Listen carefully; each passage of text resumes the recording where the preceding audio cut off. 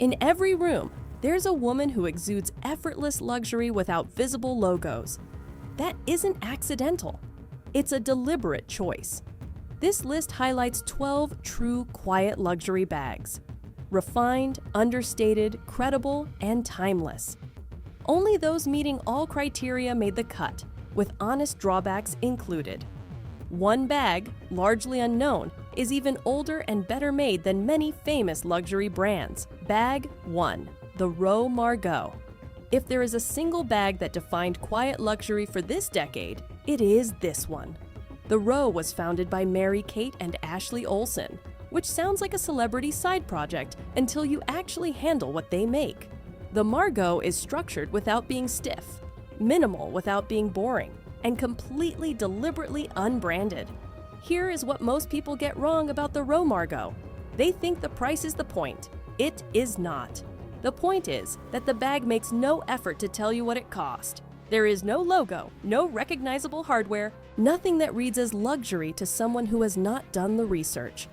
To the right person in the right room, that restraint communicates more than any monogram ever could. Weakness. It has become more well known in the last 2 years. The quiet luxury conversation brought it into wider circulation. It is still the strongest opener on this list, but it is slightly less of a secret than it used to be. This is the reference point. Everything else is measured against it. Now that we've set the benchmark, let's move to something with a completely different energy. Bag 2. Katy Olivia. From the gold standard to the one that feels most distinctly American. The Katy Olivia has a downtown modern identity that the Row does not. Less old money, more new money that grew up reading Vogue and never felt the need to announce it.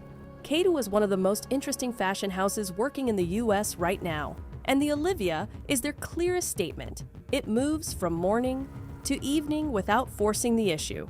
It belongs in a Tribeca office at noon and a West Village dinner at 9 without changing. That versatility is doing real work at this price point. Here is what most people get wrong. They think Khaite is a trend play because it is newer. It is not. The design language is restrained enough to outlast trends. The brand is building a long-term identity, not chasing a moment. Weakness. Internationally, the name recognition drops significantly. If you travel frequently across Europe or Asia, it reads as a beautiful anonymous leather bag, which is either the point or the problem depending on who you are. So if that felt like modern American quiet luxury, the next bag sits right at the intersection of subtle and recognizable. Bag 3. Celine Triomphe. This is the most accessible entry on the list in terms of recognition, and I included it deliberately.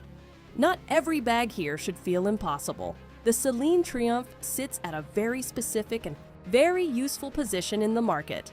It has just enough branding, the small interlocking C-closure hardware, to signal luxury to anyone who follows fashion, and not enough to read as loud to anyone who doesn't. That is a genuinely difficult balance to get right, and Celine gets it right. It also holds its value.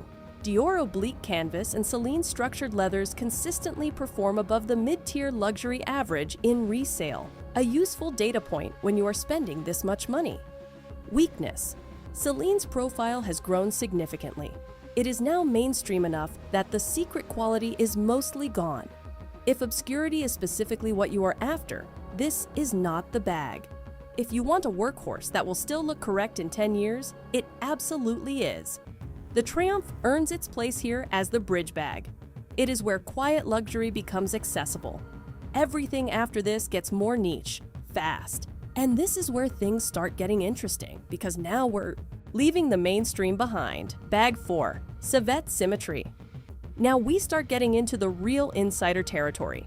Sevet is a label most people, including most fashion people, have never heard of. That is not an accident. The founders built this brand through editorial placement and direct word of mouth. No billboards, no celebrity seating, no Instagram campaigns, just the bag. The symmetry is precisely what the name suggests. The silhouette is balanced in a way that feels almost geometric. The hardware is distinctive without being loud. It is the kind of bag where, if the right person spots it across a room, they will cross the room to ask you about it. Here is what most people get wrong about Sevet. They underestimate it because they have not heard of it. In the quiet luxury world, that is the highest possible compliment. Obscurity, when it is paired with genuine quality, is the rarest thing in luxury. Weakness. The minimalism demands confidence. If you are not yet comfortable with carrying something that requires no external validation, this bag will feel underwhelming before it feels right. It rewards patience. From one insider pick to another, but where Sevet is about restraint, the next bag makes restraint feel like a texture. Bag 5. Bottega Veneta Arco. Bottega Veneta built their entire brand identity on one principle. The quality of the craft should speak for itself. No logo, no monogram, just the intrecciato weave, their signature woven leather, and an extraordinary standard of construction. The resale data supports this. The Jody Hobo holds approximately 90% value retention. The chain cassette at 87%. The broader Bottega ecosystem grew 18.5% in market value last year, and demand for the Andiamo, their newest flagship style, rose 304% in a single year according to Fashion File's 2025 data.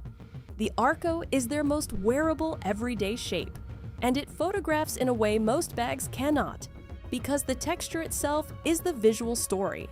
On camera, it looks expensive in a way that is almost impossible to replicate. Here is what most people get wrong. They think Bottega is trend-driven because celebrities have been photographed with it. It is not. A bag with no logo cannot be dated by trend. A weave that cannot be counterfeited convincingly at scale holds its value through cycles rather than burning out with them. That is the Bottega thesis, and the numbers confirm it. Weakness. The profile has risen. The intrecciato weave is now recognizable to a wider audience than 5 years ago. Quieter than most luxury, but no longer under the radar. If that was texture-driven luxury, the next one strips things back even further. Bag 6. Toteme T-Lock. Toteme is a Swedish brand. The women who carry it are in the most consistent demographic pattern I have seen in this category: educated, well-traveled, works in something creative or finance adjacent, and owns beautiful things without discussing them. The T-Lock is clean, modern, and, crucially, practical. The push lock closure is satisfying in the way that well-engineered objects are satisfying. The proportions work across contexts without forcing the question of whether you dressed for the bag or the bag for you. Here is what most people get wrong. They assume accessible price means weaker investment. In quiet luxury, the right lower price point bag consistently outperforms overhyped higher price options because it is bought for the right reasons. Nobody buys a Toteme because they saw it on a waiting list. Weakness. Toteme is growing fast, and the aesthetic is being widely copied. The window where it feels like a genuine insider pick is narrowing. If you are going to buy it now. Now we move into a different category entirely. Because no quiet luxury list is complete without Hermes. Bag 7. Hermes Picotin Lock. I want to address the Hermes pieces separately, the Picotin and the Kelly, because they do very different things despite sharing the same house. The Picotin is not the Birkin. That is the point. The woman carrying a Picotin could carry a Birkin. She has likely been offered one. She chose this instead because she wants to carry a bag on a Tuesday, not make an entrance. It is a bucket bag at its core, casual, soft, unstructured, made with that particular Hermes quality that simply does not have a comparison point at any price. Here is what most people get wrong. They see the Picotin as the Hermes consolation prize. It is the opposite. It is a choice. And it signals something about the person carrying it that the Birkin cannot signal. That she is comfortable enough not to need the obvious. Weakness. Hermes pricing is significant at every tier. And because it is still Hermes, no piece from this house will ever be truly invisible to anyone with a basic luxury reference point. The Picotin is about carrying Hermes as if it requires no announcement. The Kelly is about what happens when a bag becomes genuinely legendary. And that brings us to one of the most iconic bags ever made, Bag 8, Hermes Kelly. The Kelly is on this list not because it is a secret. It is one of the most famous bags in the world, but because it represents something the quiet luxury conversation often gets wrong. Quiet luxury and iconic status are not mutually exclusive. The Kelly carries no external logo. The branding is entirely in the form, the hardware, and the name. And unlike the Birkin, which has become almost too visible as a pure wealth signal, the Kelly retains an elegance that places it in a slightly different register. It is the classic reference point. It proves that restraint and legend can coexist. The resale data backs this. The Kelly Mini 2 sold at 282% above retail in 2025. 8 Hermes styles sold above retail last year in total. The Kelly Cellier specifically achieved 183% of retail at auction. Here is what most people get wrong. They think of the Kelly as aspirational. The women who actually own them think of them as functional. That shift in perspective is the whole difference. Weakness. The weightless reality means access is genuinely difficult, and the secondary market has priced that difficulty fully. You will not find a deal on a Kelly. You will find a fair price for an extraordinary object. From iconic French heritage, let's go back to something far more understated and material-focused. Bag 9. Loro Piana Extra.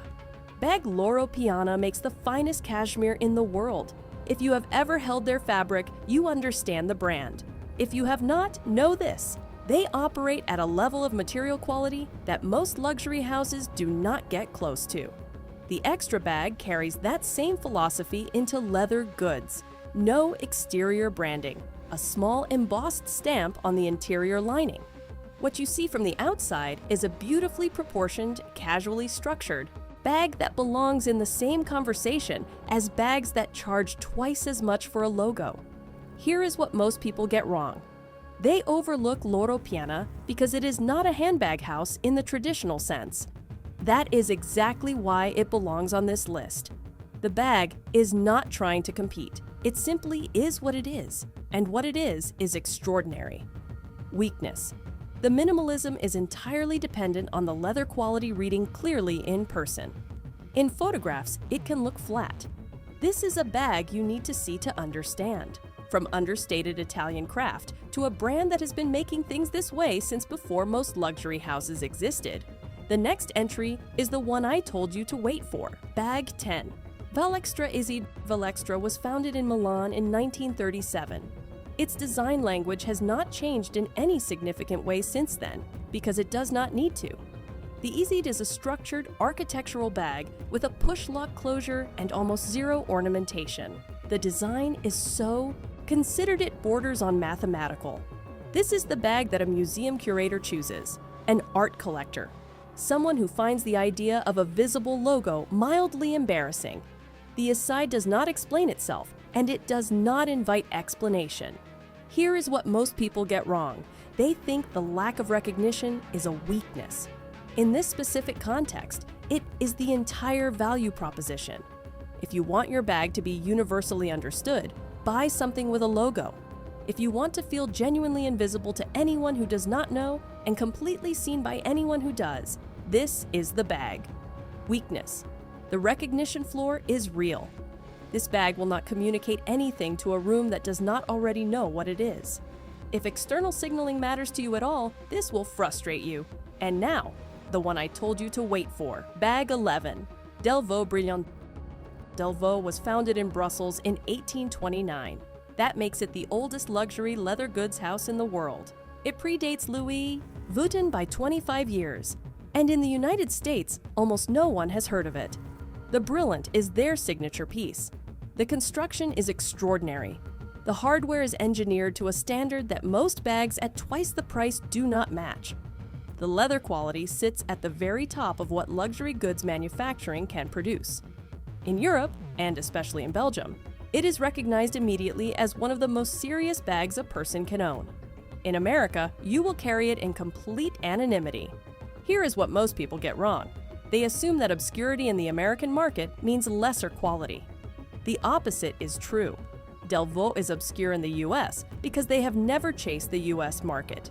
They have not needed to. Their customers find them. This is the one I told you about at the start. The women who carry this bag are not going to tell you about it. That is the point. Weakness. The price is significant.